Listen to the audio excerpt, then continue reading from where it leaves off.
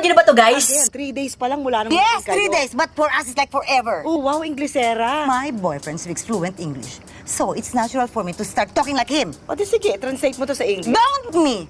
Pang ilan ka sa magkakapatid?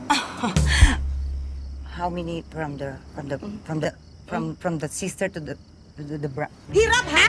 Kanina pa ako tawa ng tawa habang pinapanood ko yung full trailer nitong Becky and Badette. Namiss ko lang siguro yung mga ganitong klaseng mga pelikula. Alam mo yun, parang yung mga era ng Mamzilla, yung era ng call center girl, di ba? And luckily, ay makikita na natin once again sa big screen itong dalawa talaga na masasabi ko talaga na reyna ng komedya din talaga sa Pilipinas. Itong si Pokwang at si Eugene Domingo. And todo hagalpak din talaga ako dito sa may full trailer. Aside from the very natural talaga, guys, yung mga komedya nila, di ba? Walang slapstick, walang mga